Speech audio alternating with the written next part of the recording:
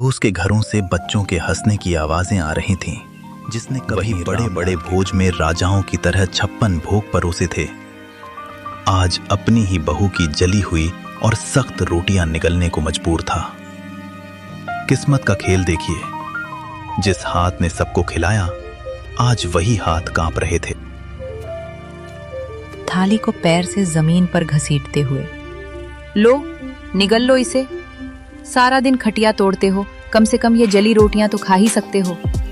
और सुन लो बुढ़े, कल सुबह सूरज निकलने से पहले आंगन चकाचक साफ मिलना चाहिए। मुफ्त की रोटियां तोड़ना बंद करो। तुम्हारी इस खांसी और मनहूसियत ने घर का सुकून छीन लिया है। बेटी, गला सूख रहा है, अगर थोड़ा सा गुड़ का टुकड़ा मिल जाता। अपनी औकात देखिए, सूखी रोटी। जब से माँ गई है, तुम हमारे सिर पर बोझ बन गए हो। सच तो ये है कि तुम्हें भी माँ के साथ ही चले जाना चाहिए था। अब यहाँ हमारे टुकड़ों पर पल रहे हो और नखरे ऐसे जैसे अभी भी किसी रियासत के रसोइये हो। बेटा, जिस दिन तू पैदा हुआ था, उस दिन मैंने पूरे गांव को घी के लड्डू खिलाए थे। तुझे अपनी हथेलियों पर छांव देकर बड़ा किया। क्या यही दिन देखने के लिए मैंने तुझे काबिल बनाया था? तभी 7 साल का पोता गोलू दौड़ता हुआ आता है और रामलाल के गले लग जाता है। उसकी आंखों में गुस्सा और दुख दोनों हैं। पापा, आप दादाजी को ऐसे क्यों बोल रहे हो? जब मुझे डर लगता है तो यही दादाजी मुझे जली हुई रोटी क्यों दी? क्या आप मुझे भी बड़े होकर ऐसी ही रोटी दोगी? चुप कर गोलू, तू नहीं जानता, ये बूढ़े लोग सिर्फ परेशानी बढ़ाते हैं। जा अपने कमरे में। नहीं जाऊंगा। तू छोटा है, बड़ों के बीच मत बोल। रामलाल का दर्द तो फिर भी खुले आसमान के नीचे था, जिसे हवाएं सहला देती थीं। पर नेकी राम की सिसकियां उन 4 दीवारों के पीछे दम तोड़ रही थीं, जिन्हें उसने खुद अपने पसीने से सींचा था। उसका बेटा पवन और बहू शीला ने उसे घर के पीछे एक ऐसे स्टोर रूम में फेंक दिया था, जहां कबाड़ और मकड़ी के जालों के सिवा कुछ न था। उस अंधेरी कोठरी में नेकी राम का वजूद भी उस पुराने सामान जैसा हो गया था, जिसे अब कोई छूना नहीं चाहता। शीला, उफ, कितनी सड़ांध और बदबू आती है इस काल कोठरी से। पवन, कल इस बुढ़े के बर्तन एकदम अलग कर देना। मेरे बच्चों को सख्त हिदायत है कि इनके हाथ का छुआ पानी भी न पिएं, कहीं कोई बीमारी न लग जाए। और हाँ, आज इन्हें रात का खाना मत देना, सजा मिलनी चाहिए इन्हें।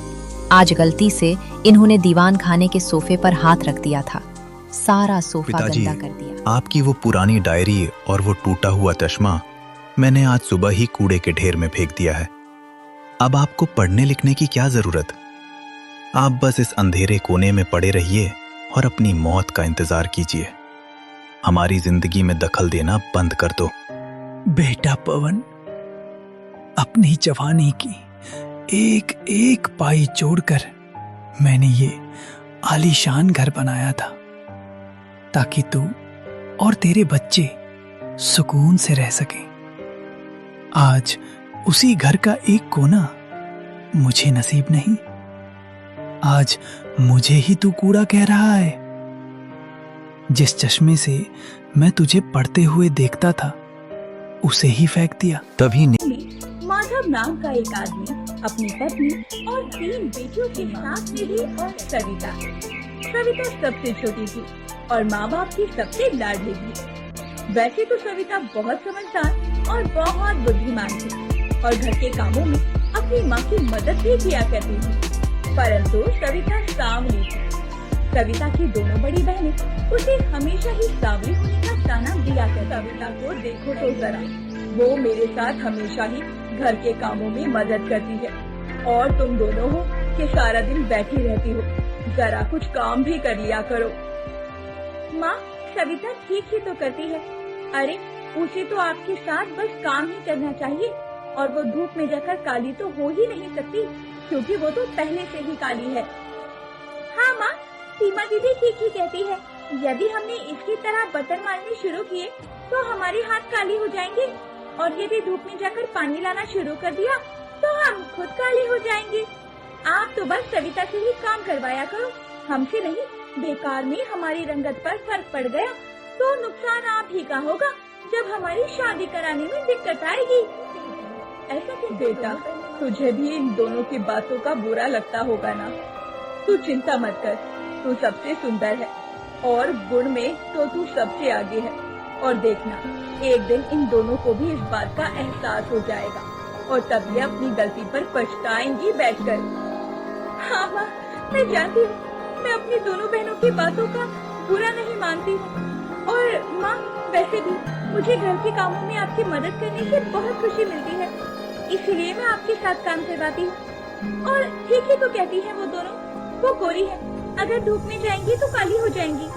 वैसे भी तू ही कह रही थी ना कि तुझे इन दोनों की शादी करनी है, तो माँ तुम भी इन दोनों की बातों को दिल से मत लगाया करो। और चलो अब हम काम खत्म कर लेते हैं, वरना जैसे जैसे दोपहरी बढ़ेगी काम कर। ऐसे ही सब कुछ ठीक चल रहा था, परंतु एक दिन माधव अपना ठेला बंद करके वापस घर आ रहा था। तभी रास्ते में उसका एक ट्रक से एक्सीडेंट हो जाता है और मौके पर ही उसकी मौत हो जाती है। माधव की मौत की खबर सुनकर उसकी पत्नी के सर पर दुखों का आसमान टूट पड़ता है। नहीं नहीं, आप हमें छोड़कर नहीं जा सकते। मेरे साथ साथ 3 बेटियों की जिम्मेदारी भी आप पर है। नहीं, आप ऐसे कैसे जा सकते हैं? मेरी नहीं तो अपनी 3 बेटियों के बारे में तो सोचते। माँ, पिताजी जा चुके हैं और जाने वाले कभी वापस नहीं आते, लेकिन हम तीनों है ना माँ, तुझे संभालने के लिए। तू चिंता मत कर माँ। वो सभी मिलकर अपने पिता का अंतिम संस्कार करते हैं